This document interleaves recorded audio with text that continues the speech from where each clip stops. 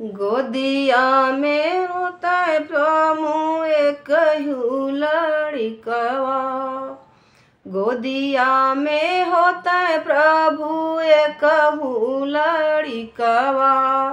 दिन लेइत बीताय, दिन लेइत बीताय।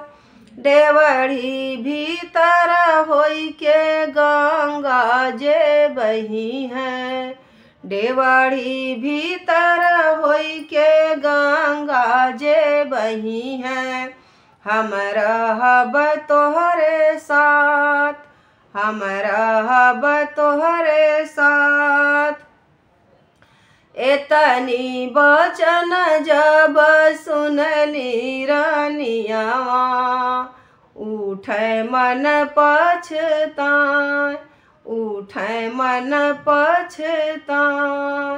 गंगा ही गंगा पुकार रानियावा, गंगा उठे हराय, गंगा उठे हराय। कवन संकट तुहरे परल ये तिरिया, तू आवेलु आधी रात, तू आवेलु आधी रात। डेवढ़ी भीतर होई के बहाए गंगा, नहीं त देब शराब, नहीं त देब शराब।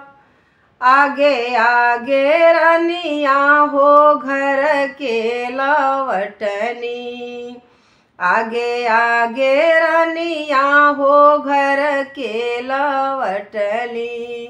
पीछे गंगा हराय, पीछे गंगा हराय। डेवढ़ी भीतर होई के गंगा जे बहे। राजा कराय स्नान, राजा कराय स्नान। केतनो तू करबू रानी आजू छछनवा, केतनो तू करबू रानी आजू छछनवा। ना रहब तोहरे साथ, ना रहब तुहरे साथ। आज अभी तीसरे भाग में पूरा हुआ राजा भर्तृहरि का एक कहानी गीत। आप लोग पूरा वीडियो देखेंगे तभी बहुत मज़ा आएगा, तभी समझ में आएगा। तीनों वीडियो आप लोग देखेंगे तो समझ में आएगा। और यही है कहानी, आज अंत हो गया। आज बहुत बड़ी बहुत लंबी एक गीत है, इसके लिए मैं 3 पार्ट में डाली हूँ। एक पार्ट में बहुत बड़ा हो जाता है, तो आप लोग तीनों भाग का देखिएगा, समझिएगा कितना दर्द भरा है इस गाने में। धन्यवाद। और कमेंट करके बताइएगा कि कैसा लगा।